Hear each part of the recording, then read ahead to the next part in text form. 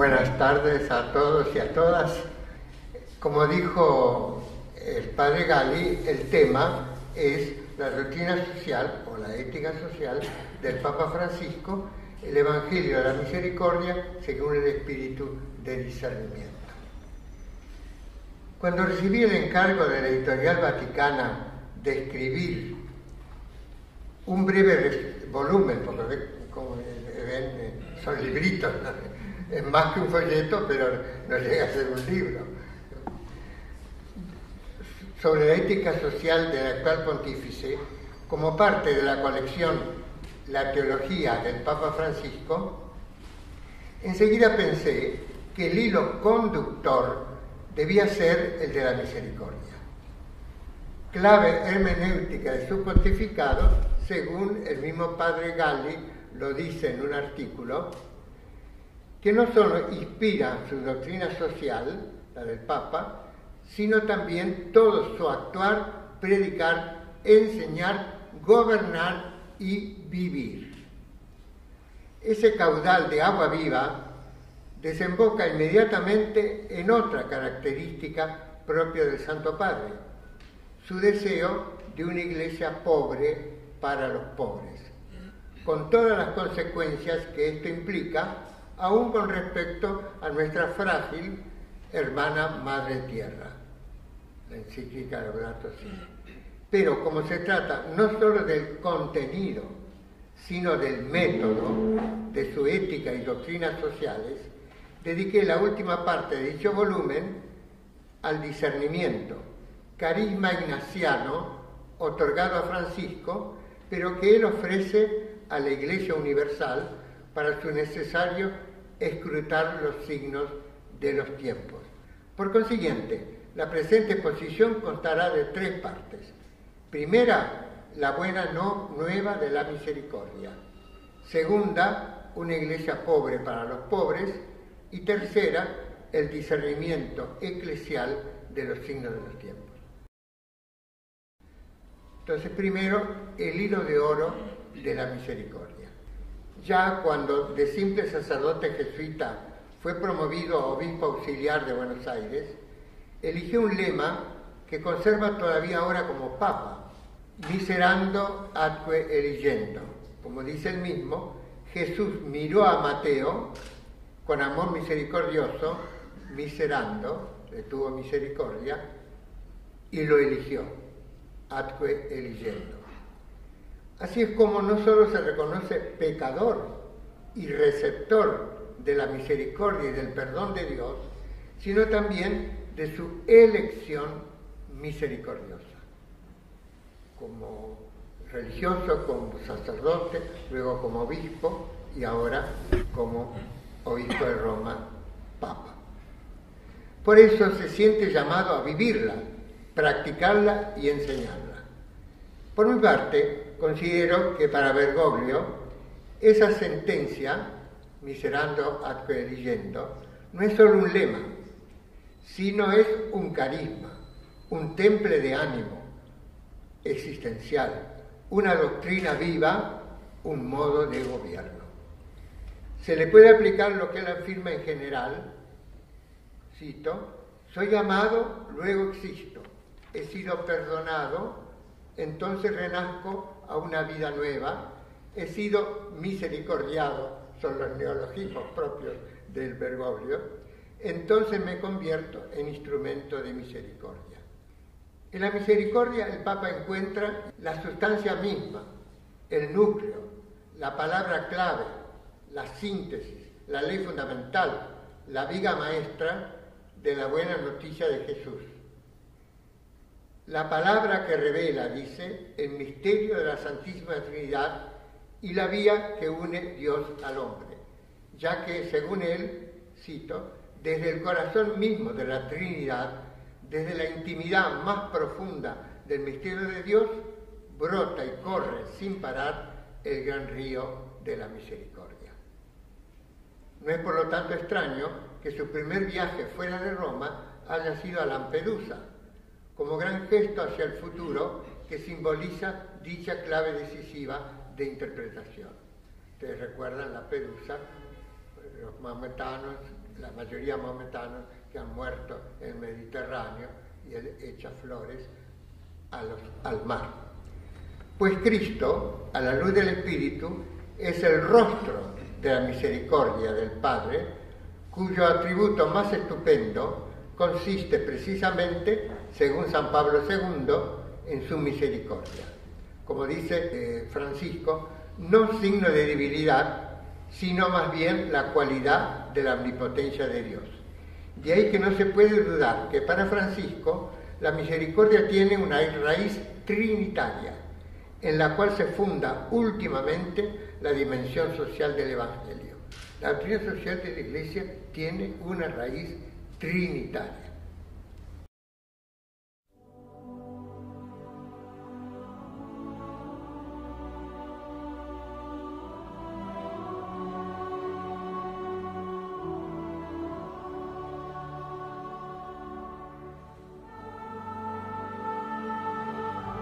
En el amor infinito del Padre, que confiere a cada hombre y mujer una dignidad infinita, en la sangre redentora del Hijo, quien, no redime solamente la persona individual, sino también las relaciones sociales entre los hombres, y en la acción vivificante del Espíritu Santo, que actúa en todos, penetra toda situación humana, todo esto es una cita, y todos los vínculos sociales, y desata los nudos de los sucesos humanos, incluso los más complejos e impenetrables.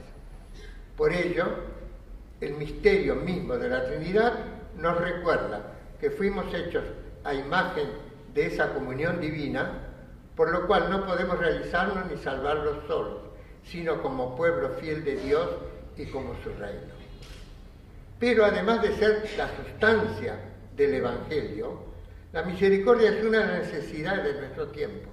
No solamente es lo más evangélico del Evangelio, sino también una necesidad del tiempo, en el que se están dando en muchas partes la globalización de la indiferencia, contraria a esa misericordia, aunque por otro lado padecemos una crisis socioambiental que amenaza la misma supervivencia del planeta. Por consiguiente, no basta una mera teoría de la misericordia, sino que, dice el Papa, donde quiera que haya cristianos, cualquiera debería encontrar un oasis de misericordia, puesto que como seguidores de Jesús estamos llamados a hacer que crezca una cultura de la misericordia, hasta llevar a cabo una verdadera revolución cultural. Francisco asevera que Jesús predicaba el reino de su Padre, es decir, un reinado social y público, de fraternidad, de justicia, de paz, de dignidad para todos. Su principio de discernimiento es la universalidad, según lo indicaba Pablo VI con respecto al desarrollo. Todos los hombres y todo el hombre. Es decir, cito, todas las dimensiones de la existencia, todas las personas, todos los ambientes de la convivencia y todos los pueblos. Así es como, por ejemplo, la exhortación posinodal Amoris Laetitia transmite no solo la alegría del amor, sino también la comprensión benévola hacia los condicionamientos de tantos matrimonios en situación irregular, en un espíritu de misericordia sin desmedro de la verdad y la justicia. En la carta apostólica Misericordia et Misera, sería la misericordia y la miserable, la mujer adúltera del Evangelio, el Papa contempla con San Agustín el cara a cara entre Jesús, rostro de la misericordia del Padre, y la miserable pecadora, figura de cada uno de nosotros, incluido de él mismo, que frecuentemente se declara pecador, como motivo para abrir nuestro corazón a la misericordia y la reconciliación con nuestros hermanos pecadores y sufrientes, dejándonos, como dice, estremecer las entrañas. Habla también Coda sobre este contexto, dice, hay un carne a carne, un cuerpo a cuerpo, estremecer las entrañas con un amor visceral, y por lo tanto experienciable, concretísimo y eficaz, porque eso mueve. Pero según ya se dijo, no solo se refiere al cara a cara inmediatamente interpersonal en relaciones cortas, como dice Paul Ricoeur, que serían la que el Papa Benedicto llamaba microrelaciones, relaciones de parentesco, familiares, de amistad, sino también de las que Ricoeur llama relaciones largas, o el Papa Benedicto llamaba macro relaciones mediadas por las instituciones, es decir, relaciones económicas, políticas, sociales, etc.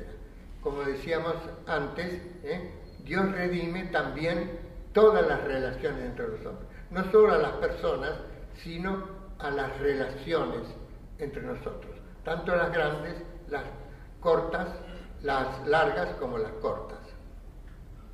Por lo tanto, se trata también de la reconciliación y la paz entre los pueblos y entre sectores bélicamente enfrentados de un mismo pueblo internamente desgarrado, como Siria o Colombia, a los cuales por eso el Papa les ha otorgado un cuidado especial. Claro está que la misericordia no suplanta la justicia, sino que la supone y excede, impidiéndole, cito, caer en el legalismo, falsificando su sentido originario y oscureciendo el profundo valor que la justicia tiene. A continuación de esas palabras, el Papa muestra cómo Jesús mismo y en su seguimiento Pablo superan de ese modo la perspectiva legalista de los fariseos de su tiempo para finalmente concluir, cito, la justicia de Dios es su perdón. La justicia por sí misma no basta, y la experiencia enseña que, apelando solamente a ella, se corre el riesgo de destruirla. Según John Sobrino, el teólogo de la liberación centroamericano, por ser la misericordia primera y última, tanto en Dios y en Cristo como en el hombre, no se ilumina plenamente sino en su propio ejercicio. Recién entiendo la misericordia cuando la practico. Si tenemos en cuenta tanto las preferencias del amor misericordioso de Dios, amor, como la actual gravísima crisis socioambiental sufrida sobre todo por los más frágiles, desembocamos casi insensiblemente en la segunda parte de esta exposición, es decir, en el anhelo del Papa de una iglesia pobre para los pobres. Segundo, iglesia pobre de los pobres y para los pobres. Francisco asevera que la realidad se ve mejor en su totalidad desde la periferia que desde el centro. Por eso mira la iglesia y el mundo desde Cristo en su kenosis, en su anonadamiento, desde los pobres y excluidos, desde los márgenes. Entonces, en esa óptica y movido por la misericordia, expresó ya a principio de su pontificado, quiere una iglesia pobre para los pobres, que lo retoma luego en la exhortación Evangelii Gaudium, pero ya lo dice al padre Spadaro, el director de la Civiltà Católica, en la primera entrevista que él tiene. Así retoma la agenda inacabada del Vaticano II, pues inmediatamente antes del concilio, San Juan XXIII había afirmado, cito, de cara a los países pobres, la Iglesia se presenta tal como es y desea ser, la Iglesia de todos, pero especialmente la Iglesia de los pobres. En un radiomensaje el 11 de septiembre del 62. En consecuencia, en la primera sesión del concilio, el cardenal Giacomo Lercaro de Bolonia propuso que la Iglesia pobre para los pobres, la Iglesia de los pobres, fuera el tema central del concilio. No lo logró, pero un grupo de obispos liderados por don Herder Cámara, arzobispo de Recife, firmó el así llamado Pacto de las Catacumbas sobre el ser y aparecer, no solamente ser, sino aparecer pobre de la Iglesia, así como provocó más tarde, según parece, la magnífica encíclica Populorum Progressio de 1967 del beato Pablo VI, pronto será canonizado, sobre el desarrollo de los pueblos, que impactó inmediatamente en Medellín. Pues fue la Iglesia latinoamericana, especialmente desde Medellín, 1968, hasta Aparecida, 2007, y sus consecuencias, la que retomó esa agenda inacabada del concilio, llevada luego por los papas, incluido Francisco, a un nivel universal: pobreza de la Iglesia y opción preferencial y solidaria con los pobres. Ahora, con la encíclica Laudato Si, dicha opción abarca también a la frágil hermana Madre Tierra, como decía yo al principio. Es importante recordar que después del Sínodo sobre la Justicia, 1971, que declaró la lucha por la misma en el mundo como dimensión constitutiva de la evangelización, surgió la cuestión si se trata de un constitutivo esencial de la evangelización o solo integrante. Pues, por ejemplo, mis manos, mis pies, mis ojos, etc., son partes integrantes de mí mismo. Pero si me quedo ciego, si me quedo sin manos, sin pies, no pierdo mi identidad. En cambio, mi alma y mi cuerpo conforman mi misma esencia. Tanto el Sínodo del 74 sobre la evangelización, como Pablo VI en Evangelii Nunciandi, y el mismo documento de Puebla, que aplica Evangelii Nunciandi a América Latina, no dirimen la cuestión. Hablan de un elemento integrante. Pero fue San Juan Pablo II quien, en su primera encíclica, Redemptor Hominis, número 15, afirmó, cito: la Iglesia considera esta solicitud por el hombre, por su humanidad, por el futuro de los hombres sobre la tierra y consiguientemente también por la orientación de todo el desarrollo del progreso, como un elemento esencial de su misión, indisolublemente unido con ella, y encuentra el principio de esta solicitud en Jesucristo mismo, como atestiguan los evangelios. Por lo tanto, si me quedo solo en el culto o en lo religioso y no voy a lo social, no evangelizo, porque le falta algo no meramente integrante, sino esencial. Y eso mismo, ese dicho carácter esencial, y aún aplicado directamente a la doctrina social de la Iglesia, lo vuelve a repetir Juan Pablo 2 veces en la encíclica Centesimus Annus número 5. Por lo tanto, si no pongo en práctica y ni predico la doctrina social de la Iglesia, no evangelizo. Le falta algo esencial a la evangelización, no meramente algo integrante, sino esencial. En su artículo, el teólogo venezolano Pedro Trigo compara la expresión de Juan 23, Iglesia de los pobres, con la de Francisco, y dice que la primera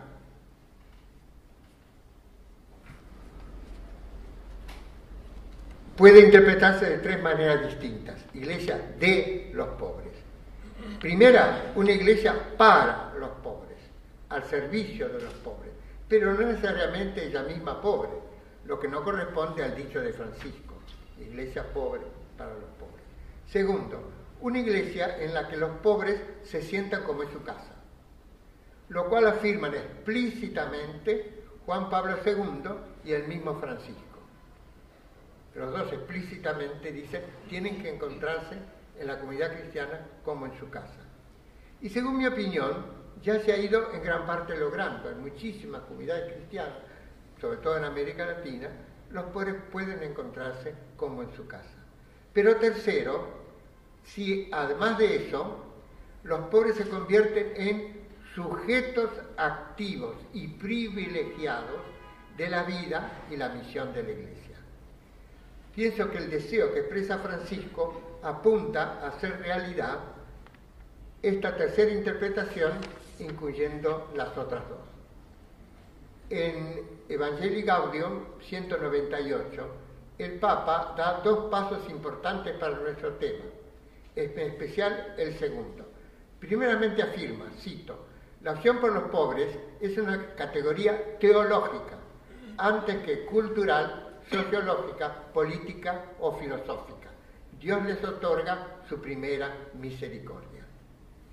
Pero luego apunta también a realizar la tercera interpretación de Trigo, de la frase de Juan 23, pues Francisco expresa, cito, esta opción, enseñaba Benedicto XVI en el discurso inaugural de Aparecida, está implícita la fe cristológica en aquel Dios que se ha hecho pobre por nosotros para enriquecernos con su pobreza. Hasta ahí es la cita de Benedicto. Y luego sigue Francisco. Por eso quiero una iglesia pobre para los pobres. Ellos tienen mucho que enseñarnos. Además de participar del sensus fidei, el sentido de la fe, en sus propios dolores conocen a Cristo sufriente. Es necesario que todos nos dejemos evangelizar por ellos. La nueva evangelización es una invitación a reconocer la fuerza salvífica de sus vidas y a ponerlos en el centro del camino de la Iglesia. Estamos llamados a descubrir a Cristo en ellos, a prestarles nuestra voz en sus causas, pero también a ser sus amigos, a escucharlos, a interpretarlos y a recoger la misteriosa sabiduría que Dios quiere comunicarnos a través de ellos. Hasta ahí la cita. De tan rico párrafo, ahora solo quiero señalar dos puntos clave. Primeramente, el carácter de sujetos activos, no solo personalmente, sino también comunitariamente activos, que se les reconoce a los pobres. Y en segundo lugar, que hay que ponerlos en el centro del camino de la Iglesia, es decir, en el corazón de su vida y su misión. Pero para Francisco no solamente se trata de la Iglesia, pueblo de Dios, concebido como un poliedro, donde los pobres ocupan un lugar central, sino también de los poliedros que deberían conformar cada pueblo y la comunidad global de pueblos en una globalización justa y solidaria, alternativa a la actual, en cuya construcción los pobres han de jugar un rol no solamente comunitario y activo, sino también creativo y protagónico. Cuando él habla del poliedro, refiere a esas tres realidades. La Iglesia como pueblo de Dios, cada pueblo, por ejemplo el pueblo argentino, y la comunidad mundial de pueblos. De ahí la estima que el Papa manifiesta a los movimientos populares y a su red mundial. Por eso, cuando los congregó por primera vez en Roma, el 28 de octubre de 2014, los exhortó diciéndoles, cito, ustedes sienten que los pobres quieren ser protagonistas, se organizan, estudian, trabajan, reclaman y sobre todo practican esa solidaridad tan especial que existe entre los que sufren. Solidaridad es luchar contra las causas estructurales de la pobreza, la desigualdad, la falta de trabajo, la tierra y la vivienda, la negación de los derechos sociales y laborales. Es enfrentar los destructores efectos del imperio del dinero, los desplazamientos forzados, las emigraciones dolorosas, la trata de personas, la droga, la guerra, la violencia. Hasta ahí la cita. Francisco resume todo ello con un inclusivo hacen historia. Los movimientos populares hacen historia, pues contrapone su exclusión por parte del sistema, peor que la explotación y la opresión de tiempos anteriores, y la consiguiente cultura del descarte y la globalización de la indiferencia, a la creatividad y la creación de novedad en la historia que constatan los movimientos populares. Por lo tanto, les dijo entonces, cito, ustedes, trabajadores excluidos, sobrantes para este sistema, fueron inventando su propio trabajo con todo aquello que parecía no poder dar más de sí mismo.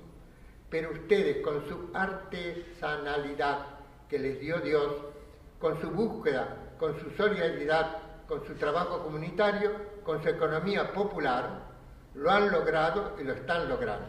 Y déjenme decírselo, eso, además de trabajo, es poesía. Gracias. Hasta ahí la cita.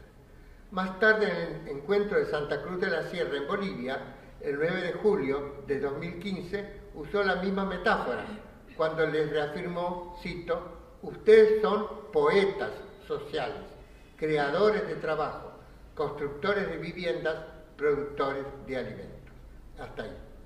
Por consiguiente, mientras que Francisco en Evangelii Gaudium se refería al papel central activo de los pobres en la Iglesia, en sus 3 encuentros mundiales con los movimientos populares muestra otro aspecto más amplio de su realidad, pues lleva la opción por los pobres y por la Iglesia de los pobres a un nivel mundial, sin distinguir fe o no fe, tal o cual confesión religiosa o no religiosa, abarcándolos a todos como hacedores de un futuro posible y mejor. Y entonces constata, cito, sé que entre ustedes hay personas de distintas religiones, oficios, ideas, culturas, países, continentes. Hoy están practicando aquí la cultura del encuentro, tan distinta de la xenofobia, la discriminación y la intolerancia que tantas veces vemos. Entre los excluidos se da ese encuentro de culturas donde el conjunto no anula la particularidad. Por eso a mí me gusta la imagen del poliedro, una figura geométrica con muchas caras distintas. El poliedro refleja la confluencia de todas las parcialidades que en él conservan la originalidad. Nada se disuelve, nada se destruye, nada se domina, todo se integra. Hoy también están buscando esa síntesis entre lo local y lo global. Hasta ahí la cita. Nuevamente emplea el modelo del poliedro, pero ahora conectado con la cultura del encuentro y con la interculturalidad, concepto que no usa entonces explícitamente, pero que sí lo usa ya explícitamente en la encíclica Laudato Si, las que se contraponen al paradigma tecnocrático y son germen de un nuevo paradigma sociocultural emergente, gracias también a la red emergente, gracias también a la red global de movimientos populares. Según mi opinión, dicha figura del poliedro se completa con otra que Francisco aplica a la Iglesia, pero puede ser asimismo empleada para la humanidad, la de la sinodalidad. La Comisión Teológica, ahora justo va, donde pertenece el Padre Gali, van a publicar ahora un documento sobre la sinodalidad. Pues esta palabra significa caminar juntos. Sin o dos. Sin es con, o dos es camino. Caminar juntos, cada uno y cada pueblo con su propia idiosincrasia y misión en la historia. De ahí que a la pregunta que cada uno de los pobres y excluidos se hace, ¿qué puedo hacer yo?, respondió el Papa, cito, pueden y hacen mucho. Me atrevo a decirles que el futuro de la humanidad está en gran medida en sus manos, en su capacidad de organizarse y promover alternativas creativas en la búsqueda cotidiana de las 3T, ¿sí? Tierra, techo, trabajo. ¿De acuerdo? Trabajo, techo y tierra. Y también en su participación protagónica en los grandes procesos de cambio, cambios nacionales, cambios regionales y cambios mundiales. No se achiquen. Hasta ahí la cita. Tales perspectivas confirman el deseo bergogliano de reconocer a los pobres un lugar privilegiado, no solo en el centro del camino de la Iglesia, sino del futuro de la humanidad. Tercero, signo de los tiempos y discernimiento ignaciano. La tercera parte, última parte. Juan XXIII afirmó que el método de la doctrina social de la Iglesia consiste en ver, juzgar, actuar, en Mater Magista número 236, cuya formulación con esas palabras se debe a la Juventud Obrera Católica, la JOC, liderada entonces por el canónigo, luego cardenal belga, Joseph Cardin, o Cardin se lo pronuncian a la francesa, pero me parece que los flamencos la pronuncian Cardin. En el documento de Aparecida, cuyo comité de redacción presidió Bergoglio, se dice que ese ver es un ver de fe, con ritmo trinitario, aunque, añado yo, use mediaciones aportadas por la experiencia, la filosofía y las ciencias humanas y sociales. Ese es el modo de proceder del Papa Francisco para gobernar la Iglesia y acompañar a la humanidad, discerniendo la voluntad de Dios en los signos de los tiempos, como lo exige de la Iglesia el Vaticano II. Un ejemplo claro de ese método lo ofrece su encíclica Laudato Si. Pero el concilio usa la expresión signos de los tiempos en dos sentidos complementarios. Todos los dos en la Constitución Pastoral Gaudium et Spes, gozo y esperanza. La emplea según un significado histórico pastoral, a saber, como las características significativas, son signos, significativas de la época actual. Eso en los números 4 y 44.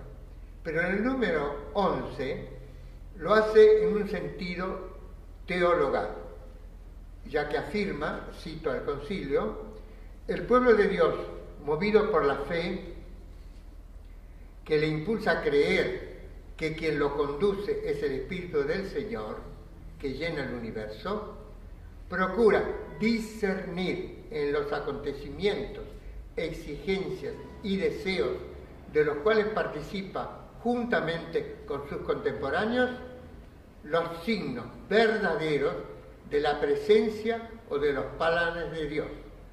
La fe todo lo ilumina con nueva luz y manifiesta el plan divino sobre la entera vocación del hombre. Por ello orienta la mente hacia soluciones plenamente humanas. Hasta ahí la cita del concilio, Gaudium et Spes 11. Por consiguiente, se trata de un discernimiento de fe, cuyo sujeto sinodal es la Iglesia, guiada por el Espíritu Santo, para buscar y encontrar la presencia actuante y convocante de Dios y su designio concreto aquí y ahora para ella, para la Iglesia y para la humanidad a la que la Iglesia sirve, y conducirla hacia el humano pleno.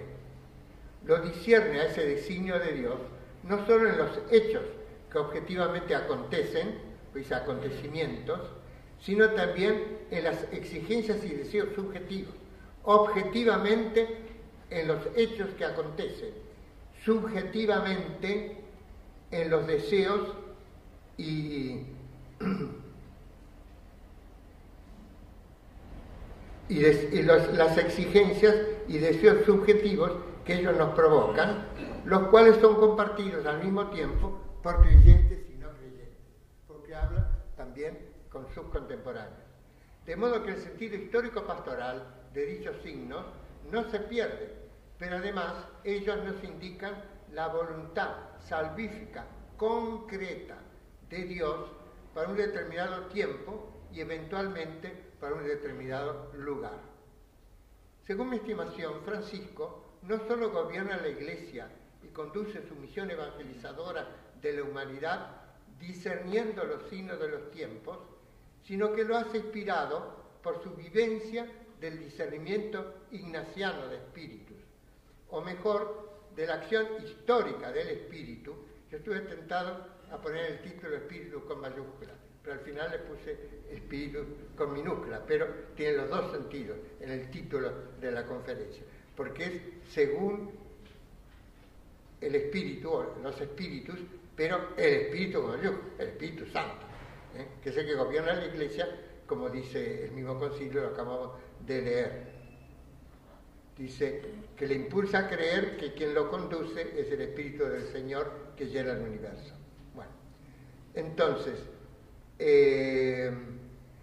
se Según mi estimación, Francisco lo hace inspirándose en la vivencia del discernimiento ignaciano de la acción histórica del espíritu, escrito en singular y con mayúscula.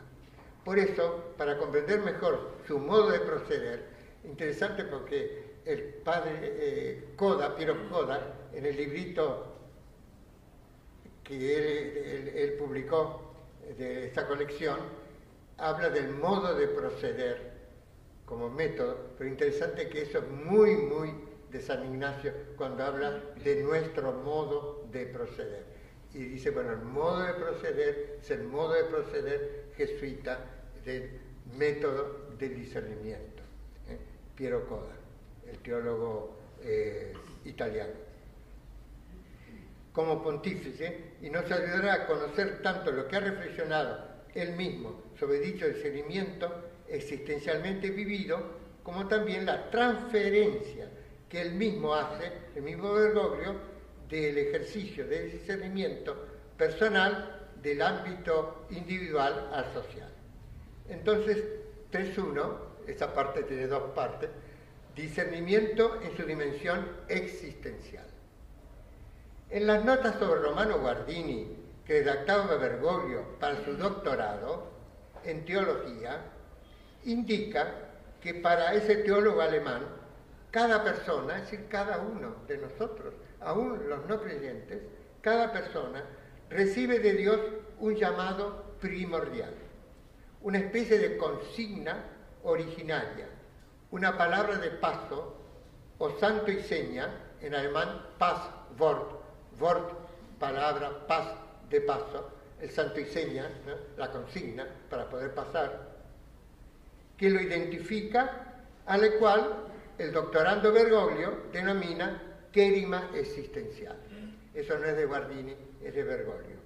Previo al evangélico, como la creación es presupuesto para la redención, el cual es asumido y elevado por el anuncio, el querigma evangélico.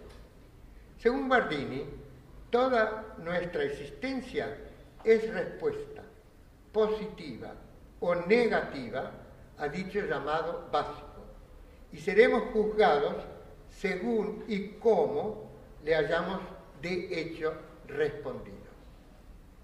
Bergoglio entonces comenta que nuestra vida es una aventura compuesta de encuentros, desencuentros y reencuentros con dicho llamado o vocación constituyente. Pues bien, cuando alguien hace los ejercicios de San Ignacio y contempla la vida de Cristo, revive ese llamado a la luz de la palabra de Dios que está contemplando. Esta lo convoca a sentir y practicar lo que siente y realiza Cristo y a compartir su temple fundamental de ánimo. Sentite in voi quod in Cristo Jesús, dice la Vulgata. Sientan en ustedes lo que sentía Cristo Jesús. Sentir y gustar, habla San Ignacio. Es un sentir inteligente, no es un sentir meramente emocional. Por eso aplico acá la frase de Zubiri cuando habla del sentir inteligente y de la inteligencia sentiente. La inteligencia siente y el sentir intelige, entiende. Eso según Zubiri, el gran filósofo español. Bueno, acá habla de ese tipo de sentir, ¿no? Dice, sientan ustedes lo que siente Cristo Jesús.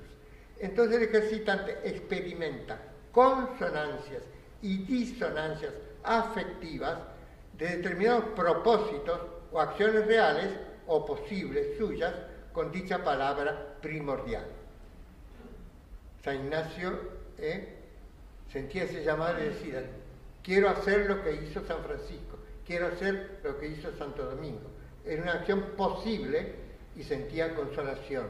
Y cuando en cambio estaba pensando en que se iba a casar con una princesa, una duquesa, eso, estaba contento en ese momento y después se sentía vacío, es decir, desolado, ¿no? Y él ahí empezó a aprender él mismo en su experiencia ese discernimiento espiritual.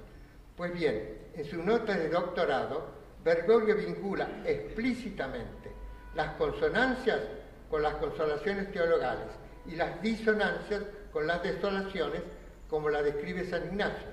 De manera que en el transcurso del tiempo, claro, no hace falta una, pero en el transcurso del tiempo, por eso un mes de ejercicio, 2 años de noviciado, 17 años de formación hasta tener los últimos votos solemnes, en el tiempo se disciernen, en el transcurso del tiempo se va delineando una interpretación de lo que Dios quiere del ejercitante en concordancia con el llamado primero que lo constituye.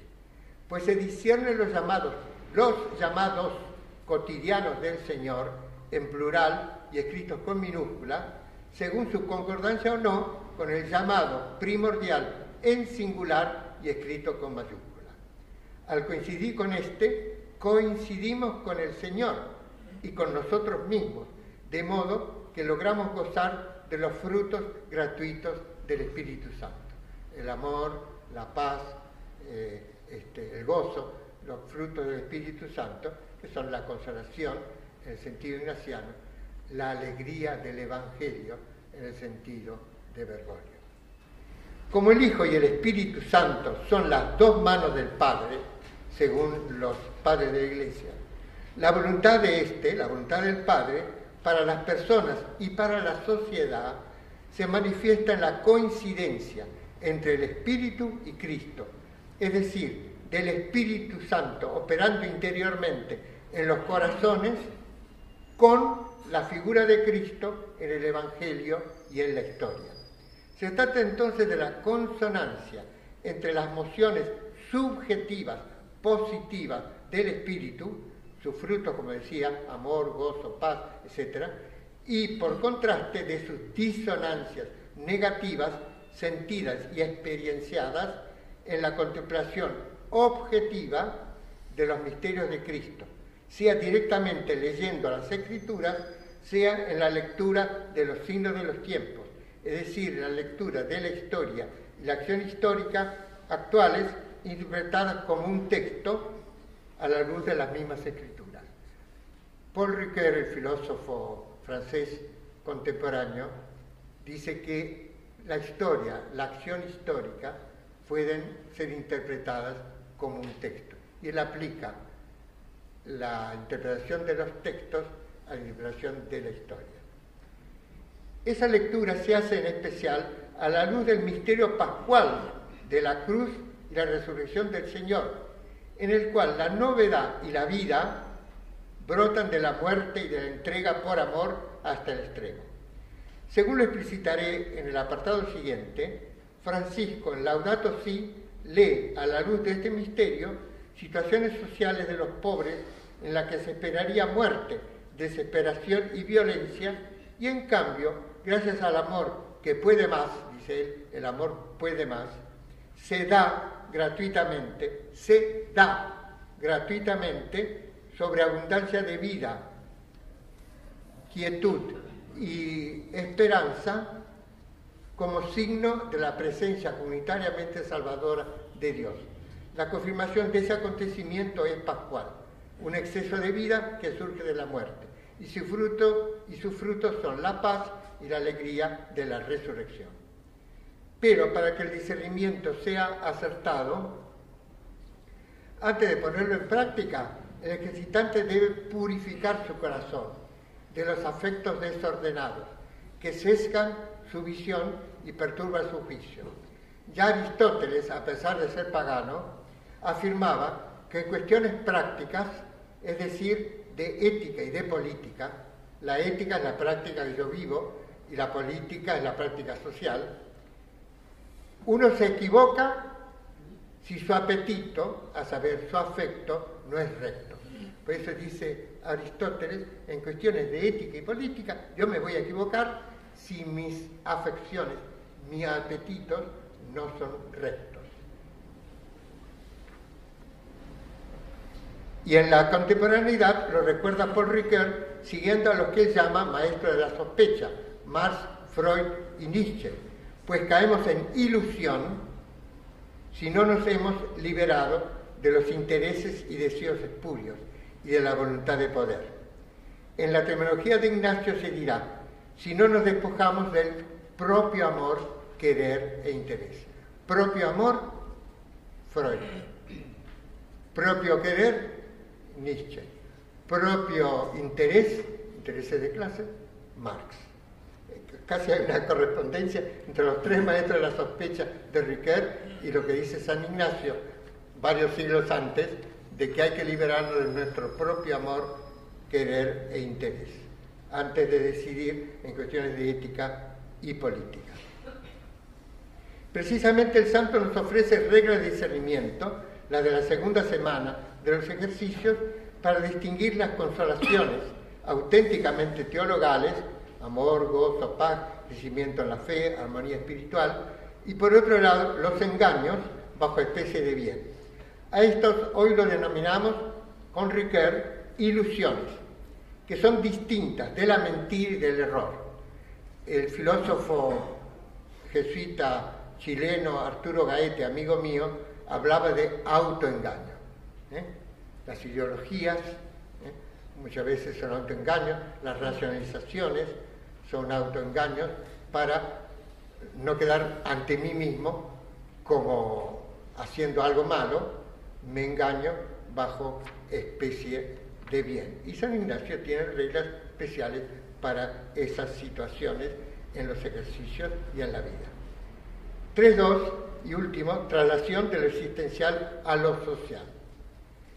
Lo que sobre el discernimiento enseña Ignacio en el ámbito personal puede ser analógicamente comprendido en el social, como lo muestran, por ejemplo, los fenómenos de la ideología, ya mencionado más arriba, y de la utopía, propios del imaginario y de la afectividad sociales.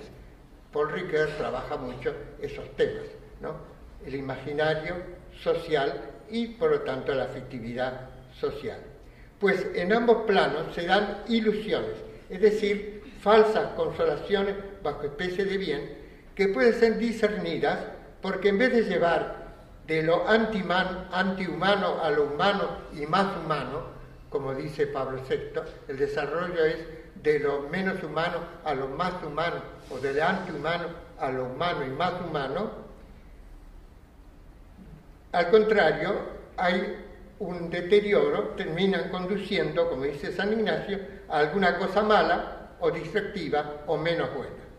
Deterioro que inquieta y conturba, quitando paz, tranquilidad y quietud que antes tenía, dice San Ignacio. Es decir, el momento de la disonancia, de lo que hablábamos antes. Pero no solo se trata de la armonía interior, sino también de la falta de paz social, desde la sociedad familiar, cuando en una familia hay discordias, a la global. Familiar, civil, global. Como ya lo dije, para Ricoeur, la historia y la acción humanas, tanto personales como sociales, pueden ser interpretadas como un texto, en el cual su dimensión pragmática, es decir, cómo el lector es afectado por el texto, lo vive y lo siente, tienen un valor semántico. Es decir, cómo lo vivo tiene un valor también de significado, un valor semántico, es decir, expresa un significado.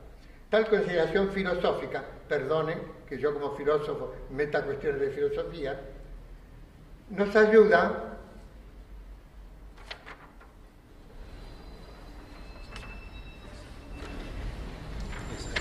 de otro lado. Todavía tengo a comprender cómo el discernimiento de los signos de Dios en nuestra historia y acción personales, interpretadas como lo hacen los ejercicios a la luz de la palabra de Dios, sobre todo a la luz de los misterios de la vida de Cristo, en especial del misterio pascual, la vida que nace de la muerte, la resurrección que nace de la entrega hasta el extremo de la muerte, pueden ser transferidas a la lectura de los signos de los tiempos en nivel histórico-social.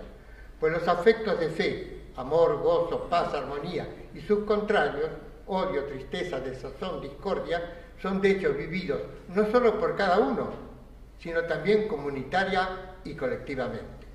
En ambas dimensiones, individual y social, se sigue la misma lógica existencial que traducen las reglas de discernimiento de espíritus y las meditaciones estructurales de los ejercicios ignacianos. En el primer caso, puede tratarse de la elección de vida o de futuro de un ejercitante, o como el mismo pontífice lo aconseja en Amoris Laetitia, para situaciones irregulares, del discernimiento personal y eclesial, a fin de que quienes las viven, esas situaciones irregulares, por ejemplo, divorciados, vueltos a casar, encuentren para sí y su familia la voluntad actual de Dios, no reductible a una norma canónica general, dados los condicionamientos y las circunstancias singulares. En el otro caso, en el social, se trata de las situaciones características de toda una época o de circunstancias generales de un determinado tiempo y lugar, que habrá que ver, interpretar y juzgar, discernir a la luz del mismo Evangelio para elegir y actuar según los planes misericordiosos de Dios. Ver, juzgar, actuar. Pues el amor puede más que el pecado, personal o estructural, tanto en situaciones personales como históricos sociales, y precisamente así se significa la presencia actuante de Dios cuando surgen sorpresivamente como de arriba y en exceso. De arriba, para nosotros tiene dos significados. Viene de arriba, es decir, descendiendo de Dios, y viene de arriba, es decir, gratis. Vino de arriba, gratis. Después visto que los españoles no lo usan, es algo rioplatense, ¿no? Porque en Uruguay también, creo que en Paraguay tampoco, pero no sé, por lo menos rioplatense, el de arriba en el sentido de gratis, ¿no?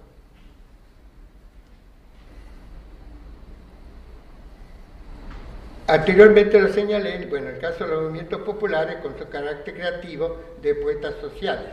El mismo Padre Francisco, probablemente recordado su propia experiencia en Villa Miseria de su arquidiócesis, lo hace implícitamente, esa contraposición analógica de lo personal a lo social, cuando se refiere a lo que él llama experiencias de comunión, a ver, ¿cómo es?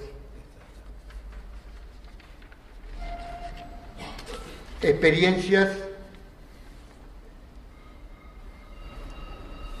de salvación comunitaria, porque ahí cita, bueno, un trabajo que no vamos ahora a citar, pero experiencia de acción de salvación comunitaria. Son experiencias, no son meras ideas, experiencias de salvación, es decir, ya en la tierra de salvación comunitaria, no meramente individual.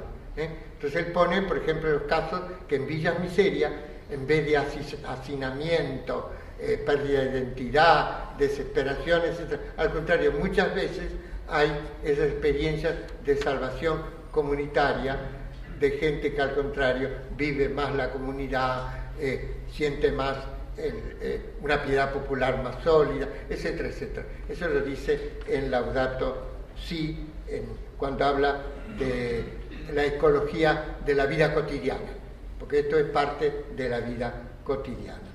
Un signo de la acción de Dios en la historia está por consiguiente en la novedad de vida, sobre todo si emerge e irrumpe inexplicablemente en la autosuperación de lo fáctico, como si de ello surgiera algo que lo excede y que no encuentra su razón suficiente en sus antecedentes, en un más que se está dando como un don, con una sobreabundancia inesperada que no es deducible de lo anterior, ni siquiera dialécticamente. Yo en otros contextos cito ahí una cita del cardenal Casper, donde dice que eso se da en la realidad de la Iglesia y en las religiones, y también de Pedro Trigo, donde habla también de eso. Y se da, acontece. Si ustedes estudiaran Jean-Luc Marion, ahí justo habla de los fenómenos saturados. Son fenómenos que se dan, es un don, acontecen, no se pueden explicar en base a causas previas, es un don, por eso viene de arriba en el doble sentido de la palabra. Y Bergoglio los llama en Laudato Si experiencias de salvación comunitaria. Por otro lado, la desolación no pocas veces muestra que el movimiento existencial de nuestro espíritu no coincide con el de espíritu de Dios, por lo cual nos encontramos turbados en oscuridad, sin paz y tranquilidad interior, como en contradicción con nuestro llamado más profundo. Y a veces eso pasa en las familias, pasa en los movimientos, pasa en las reuniones, pasa en lo social, también en la sociedad global. Por eso dice Lonergan que necesitamos, que sería lo que decía Aristóteles, librarnos, tener apetito recto, librarnos apetitos no rectos. Lonergan habla de la necesidad de una conversión afectiva. Dice, para que la conversión ética dure, no basta con el propósito voluntario, necesito una conversión afectiva. Y sobre todo la conversión religiosa lo une, pero él habla también de la conversión civil al otro en cuanto a otro, que sería un poco también lo de Levinas, del rostro del otro en cuanto a otro, y la conversión familiar, porque dice, cuando en la familia cada uno busca el bien de los familiares y no cada uno que lo quieran a sí mismo el amor propio, ¿no? Bueno, entonces como ven hay una transferencia de lo universal a lo social. Y ahora para terminar, bueno, acá hablo también de que el Papa dice que hay dos lógicas. Eso lo dice en una homilía a los nuevos cardenales. Dice, en la historia de la Iglesia hay dos lógicas. La lógica de la exclusión y la lógica de la integración. Y dice, desde el Concilio de Jerusalén y desde Cristo, la lógica de la misericordia, la lógica de Dios, es la lógica de la integración.